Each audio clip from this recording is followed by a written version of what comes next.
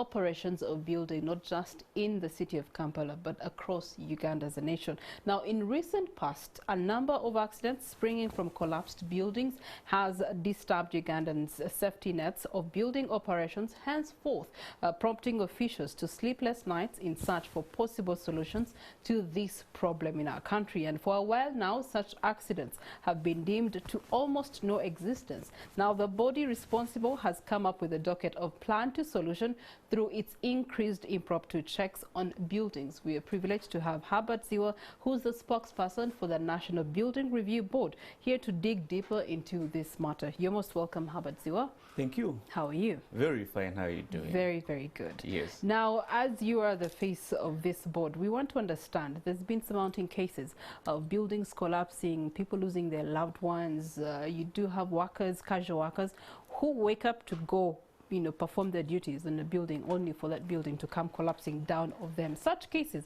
have reduced in news rounds. What has changed? Thank you so much, Priscilla, and the viewers, wherever you're watching from. My name is Herbert Ziwa. I'm the Manager of Communications at the National Building Review Board, or NBRB.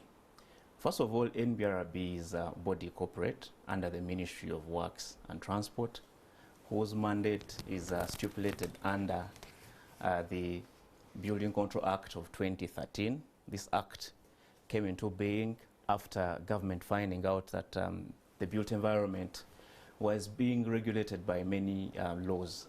We had the Health Act, we had the Penal Code, we had the Safety and Occupation Act, among others.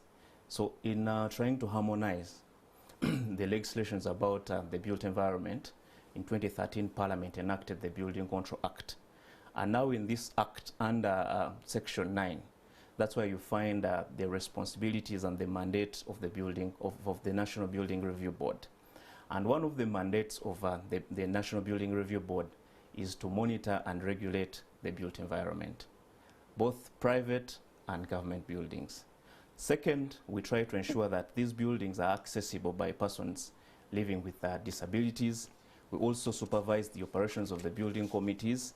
And also, we also come up with fees that are supposed to be charged by someone who is asking for a building permission, and also ensure that we listen to appeals from those dissatisfied by the decisions of the building committees that are found in urban and local authorities. Now, to go back to your question, you asked me why we are now seeing a downward trend in terms of the building accidents we are having in the country. I would say that we are trying our best as a NBRB to ensure compliance through our compliance department. We've ensured that, first of all, we established the building committees. We now have the building committees in 18 local governments. We have building committees in all the 11 cities and 31 municipalities. These building committees help us in monitoring what is going on in these areas to ensure that there is compliance. This is one way we are trying to ensure that we are monitoring and supervising this built environment. Mm-hmm. We're also ensuring that we go out to the public and tell them that the safety of their buildings is their concern, because if a building comes down, Priscilla and you, we are bound to lose lives, because even if you're staying in a house that is safe, but you go to a shopping mall, you go to an arcade downtown, you go to a Chivanda to watch soccer. So if those buildings are not safe, an accident can find you there. We have also ensured that we do supervision in terms of monitoring the operations of the professionals. These are the architects, the engineers who are supposed to supervise. Mm-hmm. And we're ensuring that whoever now comes to apply for a building permit must have the approvals from the professionals, to ensure that if you have your drawings, if you have your designs, they must be coming from a professional who is registered by the professional bodies. So if we put up these safeguards, we're ensuring that the built environment is safe. But notwithstanding, we're still having challenges. Mm-hmm. Of course, the sector is still growing, and it's growing on a faster rate compared to our capacity as the board. But we are trying our best to ensure that the built environment is safe for you and me and the public out there. All right. Of course, in the interpretation of the Act, you do have access and accessibility standards. You have talked about the building permit, but I've also heard of the development permit. So what's the relationship between the development permit and the building permit? All right. Thank you so much. First of all, what you have to understand is that we have two agencies. We have the National Building Review Board and the National Physical Planning Board. Let me start with the National Physical Planning Board that came into being after the Parliament enacted the Physical Planning Act of 2010. The Physical Planning Board also has physical planning committees at the local and urban authorities. Now, those physical planning committees and the Physical Planning Authority, the National Physical Planning Authority or Board, their mandate is to guide development, area development. For example, I'll give you an example. For example, an area like Kabowa. It is the Physical Planning Committee of Selubaga Division that is supposed to guide the development in that area. For example, they would say, I'm giving an example of maybe an area called Chitaka. This is residential. This will be commercial. The roads will pass here, electricity will pass here, drainage will be here, and such a few. Okay. That is the development. That's the role of the development committees. But the development process also starts by getting a development plan approved by the physical planning committee of that area. So before you come to us to ask for building permission, you must first be having the physical committee. Yes, a development plan. So our processes start after a developer has gotten a development plan. So our mandate as NBRB is to do with buildings. For example, if you want to construct a building, buildings are classified. We have Class A, those are complex structures, public buildings, hotels, schools, churches, and what have you. We have also Class B, residential houses, and Class C, these small structures. So before you come to us to ask for a building permit, you must have a development permission from the Physical Planning Committee. We've had issues of interpretation, issues of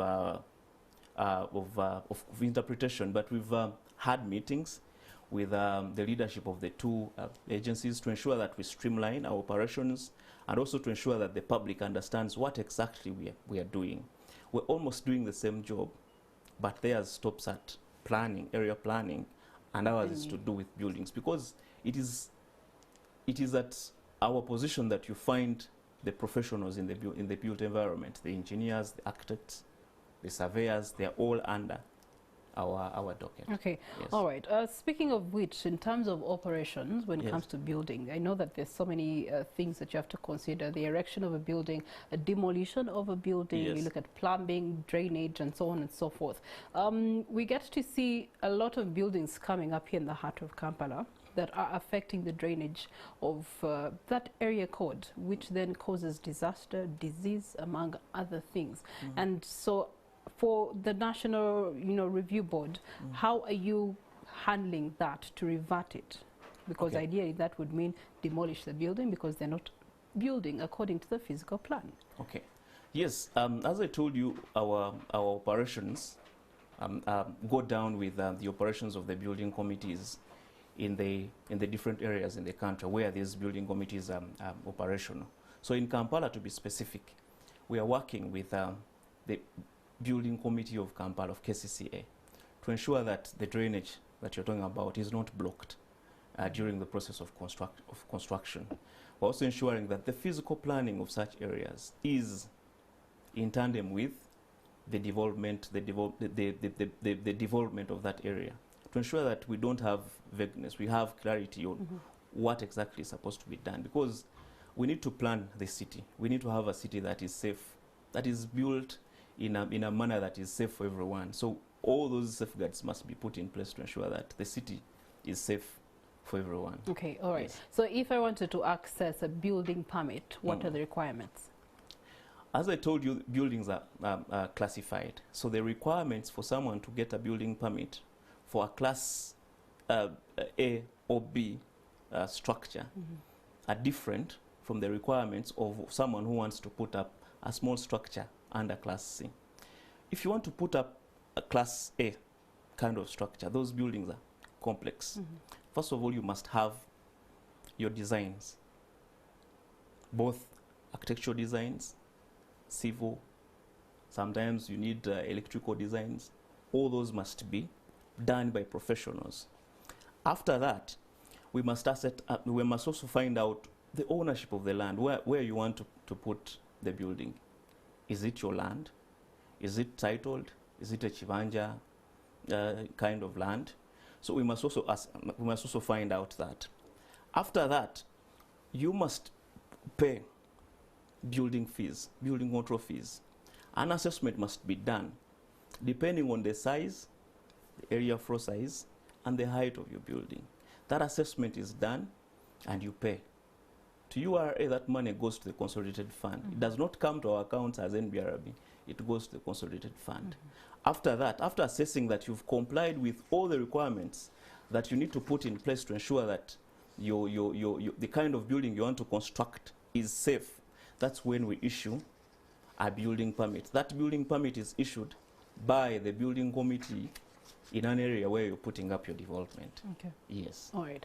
Now, speaking of functions, I know that around September there was immense involvement of the board in actually putting down some buildings. You did some intense supervisions, and so that brought about some buildings to come down significantly because they were not complying by what you have just shared with us. And you also were very keen to look into the steel timber housing method that had been adopted by so many construction companies, for which it was banned. So we want to find out today, as we are in November, closing November, what's the update on that, and have people adhered to the ban of that method of construction? Yes, thank you so much. First of all, I want to take you back on why this building method was prohibited.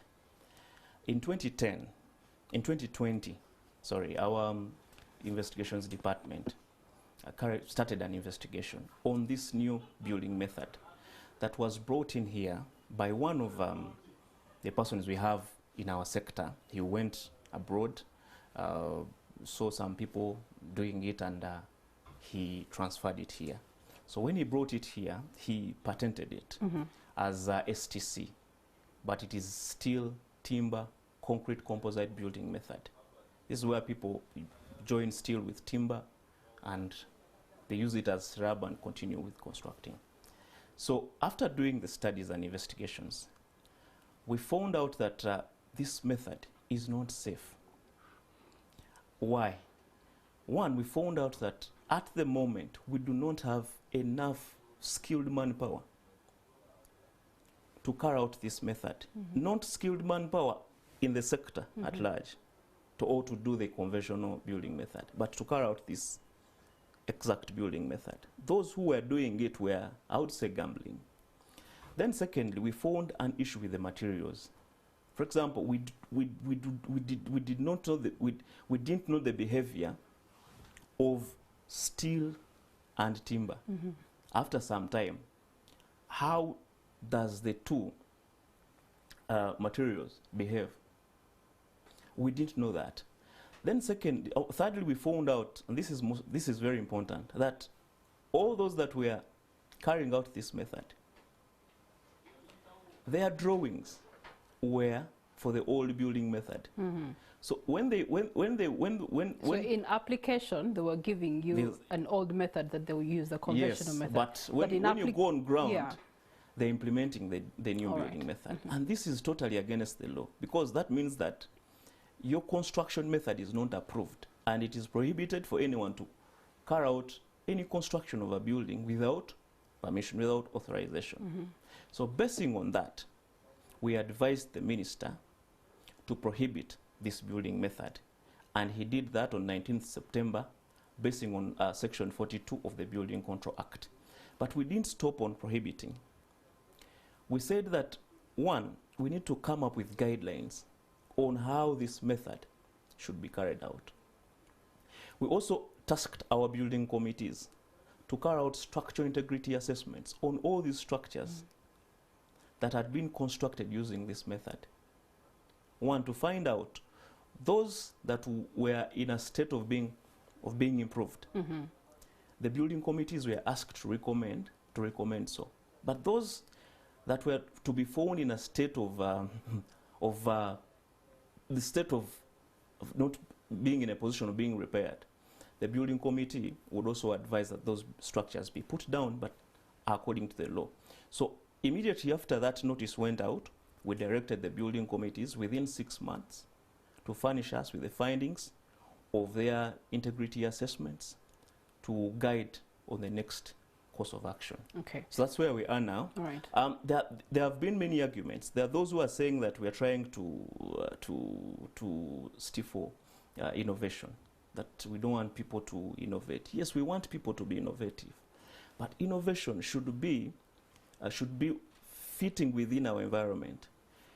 Uganda should not be a dumping ground where someone copies whatever they have copied somewhere and then they dump it here. It should be within our environment. Right from the Office of President, they have been encouraging Ugandans to adopt and borrow methodologies from left, right, and center that are cost-effective for the let me talk about manufacturers, that element the developers, of then of course the consumers. So that's the backbone of it. Yes, that argument of costs was also coming up and seriously coming up from the developers and also the proponents of this method. But our responsibility as a board is safety first. Okay. Safety first. You might want to cut costs, but at the expense of people's lives. So it is safety first before you talk about anything to do with costs, cutting costs. Yes. Okay. All right. Still in the same regard, while you are trying to deal with the ban of one construction method, perhaps there are others that are lingering and being introduced into the market. I know of one most recently, it's the interlock block method of construction. We do have developers here that have brought in technology, assembling technology. You just assembled building. Does that also fall under the National Building Review Board? Yes. We are studying most of these new building methods to find out how safe they are. So before we conclude the studies, we cannot authoritatively come out to guide on whether to ban or to go ahead with this method. But then, in you doing the studies, these things are coming up, and God forbid that your studies then recommend demolition. That is a financial cost on the developers, which you're not going to refund them for. Yes. But still, before you go for the new method, have you found out how safe it is? And there are alternatives. There's the conventional building method, the one we know. So before you go for the new one, have you found out that it is safe for you and for the lives of Ugandans? We should not talk about the costs here. We should talk about safety. Whatever you put up, whatever structure you put up, your first consideration should be safety. Okay. Not cutting costs, not how beautiful it is, but is it safe? Okay. Because it doesn't make sense for you to put up a structure that looks very well, but after 1 or 2 years, it comes down. When you didn't comply with the safety standards as set by the National Building Review Board. All right. So right now, under the board, what are considered as the safe methods of construction? The safe method of construction is that is prescribed under the Building Control Act, the Building Control Regulations, and other laws that we have in the country. But maybe to go back to one issue of the innovation. As a board, we are also not seated. We have been innovative, and we've been working on the Building Industry Management System, that is BIMS. This is an online platform that is now enabling us as the board to monitor and supervise the built environment. How? Priska, now you don't need to go to your building committee at the division to apply for a building permit. As long as you have all the requirements, you can sit on your computer, you can use your phone, go to our website, go to the BIMS website, open up an account, you start the application process. On the system, you can find all the registered professionals. The engineers are on the system, meaning that this issue of masqueraders in the sector, those who have been purporting to be professionals, stamping, moving the stamps. They're professionals by experience. No. Stamping, Yeah. drawing, stamping papers, that is no more now. Okay. Because That it's completely if your application been rendered null and void. yes, if your drawings are stamped by Seziwa, I must be on the system. Because the names of all the registered professionals are recommended to us by the professional bodies. Okay. So all the registered professionals are now on the system, meaning that this business of masquerading with stamps is now going to be part of our history. And how are you And going then to be aiding? Let me first Okay. explain this system. All right. So this system also enables a developer now to schedule for routine inspection. If you want your building to be inspected, you no longer have to go and sit down and beg someone to come and inspect. You have a schedule in the system All right. that my building must be inspected every after a month, every after 2 months. On this system, you can now pay building control fees. So this business of having arguments on you're overcharging me, you've charged less, no, it's no more. The system is now clear.